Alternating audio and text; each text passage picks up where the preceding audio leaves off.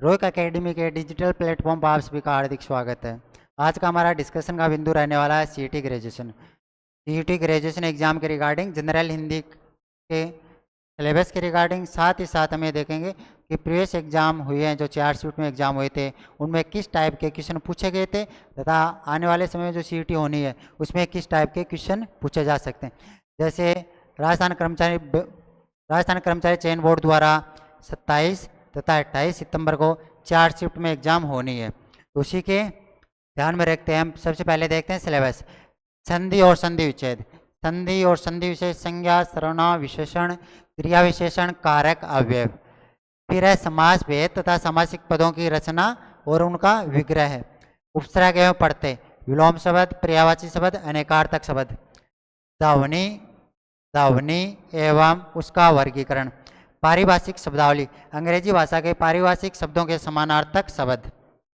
अगला टॉपिक है शब्द शुद्धि और वाक्य शुद्धि। फिर है मुहावरे एवं लोकोक्तियाँ। राजभाषा हिंदी के संवैधानिक स्थिति क्या है उसके रिगार्डिंग। फिर लास्ट पॉइंट है पत्र है उसके प्रकार, और इसमें स्पेशली ऑफिशियल लेटर है, कार्यालय पत्र है, उसको सिलेबस में मेंशन किया हुआ। यदि हम इस सिलेबस को देखें तथा प्रेस जो क्वेश्चन है उनके आधार पर देखें कि कौन से टॉपिक को अच्छे से तैयार करें तो अपने मैक्सिमम मार्क्स गेन किए जा सकते हैं। संधि और संधि विच्छेद, उपसर्ग प्रत्यय, विलोम शब्द और पर्यायवाची, विलोम शब्द और पर्यायवाची। पारिभाषिक शब्दावली, शब्द शुद्धि, वाक्य शुद्धि, मुहावरे एवं लोकोक्तियाँ। और पत्र के रिगार्डिंग प्रीवियस एग्जाम में एक क्वेश्चन पूछा हुआ है एक शिफ्ट में कि कार्यालय पत्र की इनमें से कौन सी विशेषता नहीं है। जैसे उसकी भाषा के रिगार्डिंग हो सकता है, उसके प्रेक्षक के रिगार्डिंग हो सकता है, उसके संबोधन के रिगार्डिंग हो सकता है। तो 4 स्टेटमेंट हो सकते हैं और ये पूछा जा सकता है इनमें से कौन सा कार्यालय पत्र के संदर्भ में सही नहीं है। तो हमारा यहाँ पे संधि, संज्ञा, सर्वनाम, विशेषण, क्रिया विशेषण, कारक, अव्यय, विकारी तथा अविकारी शब्द। और फिर है उपसर्ग प्रत्यय। तो ये जो सिलेबस में पॉइंट दिए हैं इनको आधार मानकर हम प्रीवियस ईयर के पेपर देख रहे हैं तो हमें ये पता चलेगा कौन से टॉपिक से क्वेश्चन किस लेवल का पूछा गया। तो अपना पहला प्रश्न है संधि के रिगार्डिंग, और संधि में हमें ये बताना है कि अयादी संधि से संबंधित असुमिलित कथन कौन सा है। अयादी संधि में हम जानते हैं कि आय, आव, आव, ये 4 शब्दों की संरचना होती है। यदि ए हो तो ये बनेगा, ऐ हो तो आय का, ओ हो तो आव का, औ हो तो आव का, ये कॉम्बिनेशन होता है। तो यहाँ पे पहला है लो प्लस इतर, यहाँ पे अव आ रहा है, अव का मतलब ओ की मात्रा, तो ये सही है और हमें असुमिलित बताना है। दूसरा है विधेय प्लस, यदि आय का होगा तो वहाँ पे ए की मात्रा आएगी और यहाँ पे दिया है सिंगल, तो यहाँ पे ये हो जाता है गलत, अपना आंसर भी हो जाएगा दूसरा। ओ की है तो एव, ओ के साथ में एव आता है ये भी सही है, ऐ के साथ में आय आता है ये भी। तो इस तरह से अयादी संधि के 4 ही फॉर्मेट बनते हैं और उनके आधार पे हमारा इसका आंसर हो जाए विधेय प्लस। विधेय होना चाहिए, डबल मात्रा आएगी, विधेय धन अक। जैसे आरएस एग्जाम में आया हुआ क्वेश्चन है गायन, गायन, तो ऐ के लिए क्या यूज करते हैं, ऐ की गायन, गए धन अन। तो ये आरएस एग्जाम में आया हुआ क्वेश्चन है। तो प्रीवियस ईयर के क्वेश्चन को यदि हम आधार मान के अपनी प्रिपरेशन करें तो हमें एक आइडिया लग जाता है कि कौन सी संधि से किस टाइप के क्वेश्चन पूछे जा सकते हैं। अगला क्वेश्चन है संधि विशेष संगत बताना हमें कि इनमें से कौन सा संगत है। और ये एग्जाम्पल दीर्घ सवर संधि, दीर्घ सवर संधि, यण सवर संधि, और ये री प्लस ए, ये भी यण सवर संधि। तो एक क्षण में ई की मात्रा बड़ी आती है, ई प्लस ई बन के बड़ा ई बनाता है, ये सी है, बट यहाँ पे ई की मात्रा बड़ी। वधु प्लस उक्ति, ऊ प्लस ऊ मिलके क्या बनाते हैं, वधुक्ति। तो वधुक्ति यह शब्द सही होगा, वधुक्ति। अभ्यागत में यण सवर संधि है, यदि अभ्यागत को हम लिखे तो ये अभ्यागत का होगा अभ्यागत, तो ये भी गलत है। मातृ प्लस उपदेश, मातृ उपदेश, तो यहाँ पे हमारा आंसर हो जाएगा मातृधन उपदेश मातृ, यहाँ पे मातृ धन आज्ञा, मात्राज्ञा, पितृधन आज्ञा, पितराज्ञा,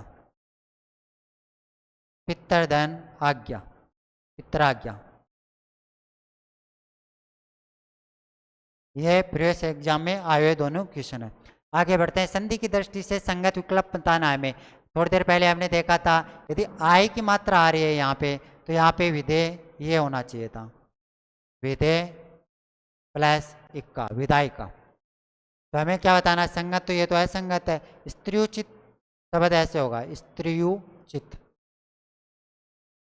जब तरह आधा हो जाएगा ई का ये बन जाएगा एन और संधि में, और ऊ की मात्रा इसमें लग जाएगी तो स्त्रियोचित। यह भी गलत हो जाता है। गुरु उपदेश में गुरु शब्द हम ऐसे लिखते हैं, गुरु, ये दीर्घ सौर संधि का एग्जाम्पल है। फिर अध्यपतन, यहाँ पे ये सही है, तो इसका आंसर होगा 4, अध्यय धन पतन अध्यपतन। चौथा है निम्न में से किस शब्द का संधि विच्छेद असंगत है, यहाँ पे भी गलत पूछा है। अहन, अहरगण, अहन प्लस गण, ये सही है। ज्योतिष चक्र इसमें विसर्ग आएगा। उद्रण, उत्तय प्लस हरण, ये भी सही है। महा प्लस हो, तो यहाँ पे असंगत पूछा था, तो ये विसर्ग संधि का एग्जाम्पल है, विसर्ग संधि का एग्जाम्पल है। तो यहाँ पे आंसर होगा 2 नंबर। फिर अगले क्वेश्चन को देखते हैं। इसमें यह बताना है कि कौन सा शब्द है जिसमें उपसर्ग और प्रत्यय दोनों का प्रयोग हुआ है। अवगत में अव उपसर्ग है, गत अव अव प्लस सित। विचार, विचारणीय में वी, धन, चार प्लस अनिय, यहाँ पे अनिय प्रत्यय हो गया, वी उपसर्ग हो गया। परिवार में परि प्लस वार, परिवार प्लस पारिवारिक का, तो यहाँ पे परिवार धन इक, परिवार प्लस इक। औपतिक में उत्पत्ति, तो उद धन पत्ति धन इक, यहाँ पे अपना आंसर हो जाएगा 2 नंबर। अवधि में अव उपसर्ग दी मूल सा, अव उपसर्ग गा, अव धूत। फेनिल में इल पढ़ते, शामिल में शाम प्लस, जटा में जटा प्लस। यहाँ पे सिर्फ पढ़ते हैं, सिर्फ पढ़ते का प्रयोग हुआ है। यहाँ पे सिर्फ उपसर्ग का प्रयोग है, यहाँ पे उपसर्ग का प्रयोग है। और ये 2 नंबर का स्टेट ऑप्शन ये है जिसमें उपसर्ग और प्रत्यय दोनों का प्रयोग हुआ है।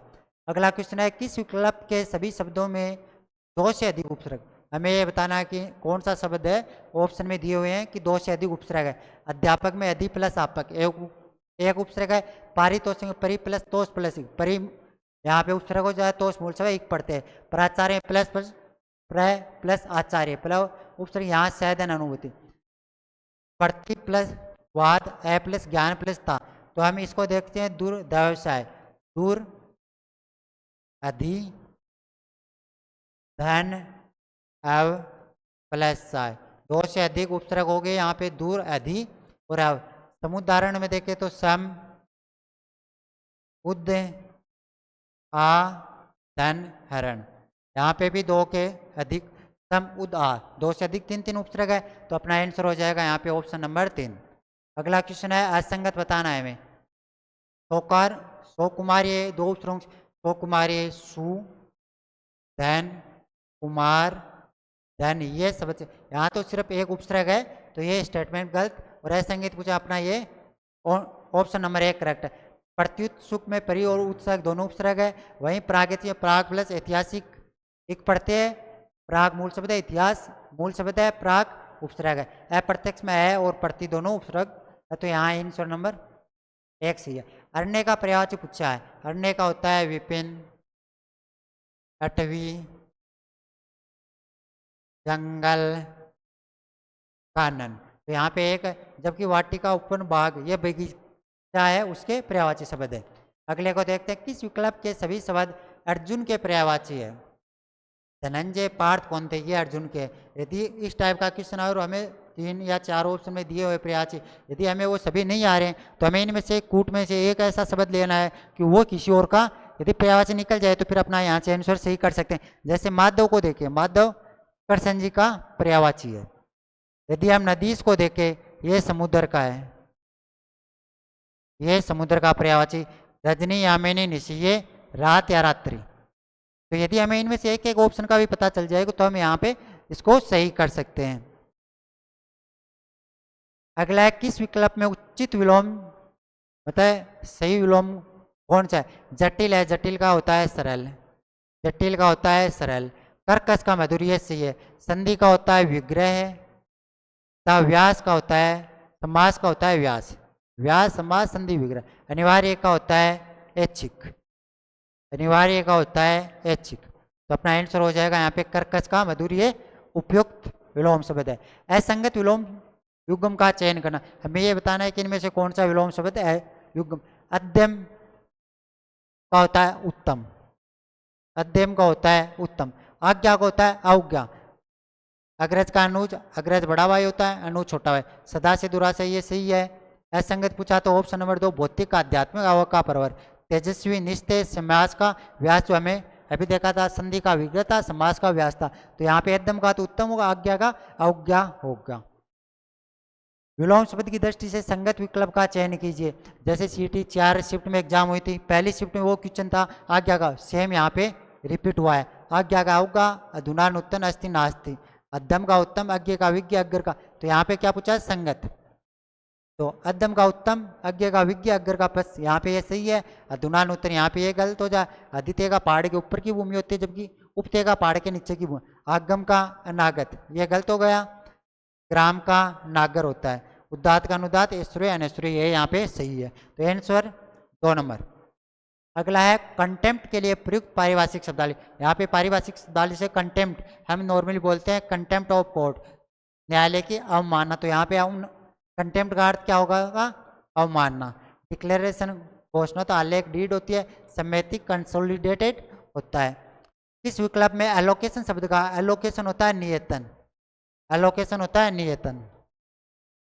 शुद्ध शब्दों का युग्म, नॉर्मली हम ये लिखा हुआ देखते हैं जो मिठाइयों की शॉप होती है, तो ये यहाँ पे ये गलत होता है, क्योंकि मिष्टान होता है मिष्ट धन एन। मिष्ट का अर्थ हुआ मिठा, मिठा है जो धन, वो क्या होता है मिष्टान। तो यहाँ पे मिष्टान ये सही है, मैथिली शरण ये सही है। तो इसका आंसर हो गया 1 नंबर। अगला क्वेश्चन है अशुद्ध शब्द समूह के विकल्प का चयन कीजिए। यदि इस टाइप का क्वेश्चन है एग्जाम में, हमें टाइम का भी ध्यान रखना होता है। तो हम चारों ऑप्शन को देखते हैं और उसमें ये देखते हैं कहीं पे हमें अशुद्धि मिल जाए तो अपना यहाँ से हो जाएगा। जैसे यदि चौथे ऑप्शन पे आए, सबसे पहले यह शब्द दिख रहा है हमें अभिप्सा, और ये दीर्घ संधि का एग्जाम्पल है। इसको हम अभी दैन इप्सा, अभी दैन इप्सा, तो इसका होगा अभिप्सा, अभिप्सा। यदि हमें सिर्फ इस एक पे ध्यान दे और हमें क्या पूछा था है शुद्ध, तो यहाँ पे डायरेक्ट अपना आंसर ये तदुपरांत ऐसे लिखते हैं, तदुपरांत। निरअभिमान होता है ये, निर्धन अभिमान। यह उपलक्ष्य होता है, प्रज्वलित सांस को कृत करते यहाँ पे सही है। इकाई सही है, अहरणी शब्द सही है, पक्षीगण सही है। यहाँ पे पूछा गया था ऐसद, तो ये सही है। सांस सही है, यहाँ पे प्रज्वलित से है, श्वेतांगी भी सही है, उपलक्ष्य से भी सही है। कहीं पे हम ये लिखते हैं उपलक्ष्य, तो ये गलत, यहाँ पे उपलक्ष्य। इस उपलक्ष्य में ये कार्य किया जा रहा है नॉर्मली। निर्भय, निर्लोभ, निस्वार्थ, निरुत्साह, निरुपस्रय है, तो ये चारों भी सही है, ये भी सही है। तो अपना आंसर 4 नंबर। अशुद्ध वाक्य का चयन करना है हमें कि दिया हुआ है इनमें से कौन सा। देश शहीदों का सदा आभारी रहेगा, ये वाक्य सही है, देश शहीदों का सदा आभारी रहेगा। थोड़े समय बाद छात्र वापस लौटे, वापस और लौटना दोनों एक ही है, तो यहाँ पे पुनरुक्ति लगी है शब्दों की। थोड़े समय बाद छात्र वापस आए या थोड़े समय बाद छात्र लौट आए, तो यहाँ पे अशुद्ध पूछा था, अपना आंसर है कंस। कर्ष ने कंस का वध किया, ये सही है, जबकि नॉर्मली एग्जाम में आया हुआ क्वेश्चन है कर्ष ने कंस की हत्या की, हत्या नहीं की थी, वो किया था वध। तो ये यहाँ पे से ये कार्य कैसे संभव हो सकता है। यहाँ पे क्वेश्चन मार्क इसलिए नहीं है, यहाँ पे क्वेश्चन नहीं पूछा जा, ये ऐसे है कि ये कार्य कैसे संभव हो सकता है, तो उस टाइप में यहाँ पे क्वेश्चन मार्क नहीं है, फिर भी ये स्टेटमेंट सही है। तो आंसर हो गया यहाँ पे 2 नंबर। अगले क्वेश्चन पे आते हैं। अशुद्ध वाक्य का चयन करना है, और इस क्वेश्चन को अधीनस्थ बोर्ड ने, राज्य कर्मचारी चयन बोर्ड ने डिलीट कर दिया था। तो यहाँ पे अगले क्वेश्चन होते हैं, निम्न में से शुद्ध वाक्य का चयन करना। हमें ये बताना है इनमें से कौन सा वाक्य शुद्ध है। उज्जैन में अनेक दर्शनीय स्थल देखने, जो दर्शनीय स्थल होते हैं वो देखने योग्य ही होते हैं, तो उज्जैन में अनेक दर्शनीय स्थल है, यहाँ पे ऐसी होगा। भाषा में धीरे धीरे शब्द लोप नहीं होते, विलुप्त हो रहे हैं। उसने मेरे शब्दों पर ध्यान नहीं दिया, ये स्टेटमेंट यहाँ पे शुद्ध वाक्य। उसे परम सत्ता पर विश्वास नहीं, उसे परम सत्ता में विश्वास है, तो यहाँ पे कारक संबंधी अशुद्धि हो जाती है। जिसका पालन दूसरे ने किया हो, वाक्यांश, वाक्यांश के लिए हमें एक शब्द बताना है, और जहाँ पे दूसरे की बात होती है तो हम नॉर्मली पर का उपयोग करते हैं। जैसे परोपकार, पराधीन आदि। तो यहाँ पे क्या हो जाएगा, परभृत। तो इसका आंसर हो गया परभृत। अगला क्वेश्चन है, गुल्लर का फूल होना मुहावरे का पूछा है। गुल्लर का फूल होना, न दिखाई पड़ना, न दिखाई पड़ना, गुल्लर का फूल होना, न दिखाई पड़ना। तो इसका आंसर लोकोक मुहावरे, मुहावरे का लोकोक्ति। दोनों से एक एक क्वेश्चन पूछा गया था, और यदि ऑप्शन से करें तो भी ये क्वेश्चन इजी वे में हो सकते हैं। ये हमारे जो सीईटी की 4 शिफ्ट में एग्जाम हुई थी पहले, उनके रिगार्डिंग क्वेश्चन थे। इन क्वेश्चनों को आधार मान के हम अपनी तैयारी को नई दिशा दे सकते हैं। यदि पूरे कंक्लूजन पे आए तो हमने देखा संधि, समास, उपसर्ग, प्रत्यय, विलोम शब्द, विलोम शब्द, पर्यायवाची शब्द, पर्यायवाची शब्द, वाक्यांश के लिए एक शब्द, वाक्यांश के लिए एक शब्द, पारिभाषिक शब्दावली, पारिभाषिक शब्दावली,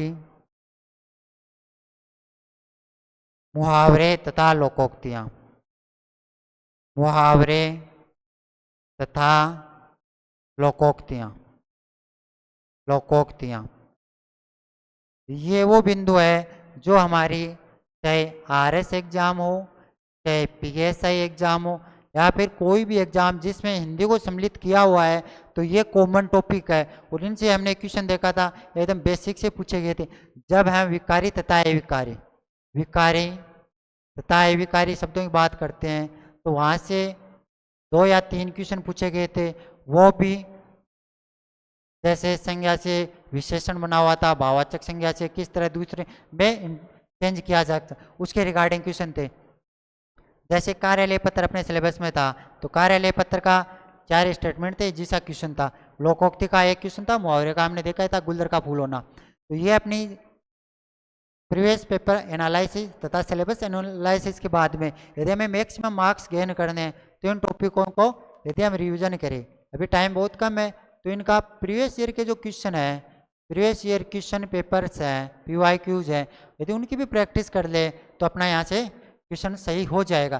क्योंकि अधीनस्थ बोर्ड के जो हमने पेपर देखे कि पहली शिफ्ट में जो पेपर हुआ था, उसका क्वेश्चन अगली शिफ्ट में भी पूछा जा रहा था। तो इसका मतलब हम नई नई टेस्ट सीरीज देते हैं, नए नए मॉडल पेपर लेकर आते हैं। उससे बढ़िया है कि जो पहले पेपर हो गए हैं उनके अच्छे से प्रिपरेशन कर लें, उनमें कौन सा नया चीज़ पूछी हुई है, किस वे में पूछी हुई है, यदि उनको भी ठीक से कर लें तो अपना हिंदी में अच्छा स्कोर किया जा सकता है। तो ये आज की अपनी चर्चा थी, और आगामी कक्षाओं में हम इसी तरह अन्य सब्जेक्ट के रिगार्डिंग भी प्रीवियस ईयर क्वेश्चन तथा सिलेबस का डिस्कशन का वीडियो लाते रहेंगे। Thank you.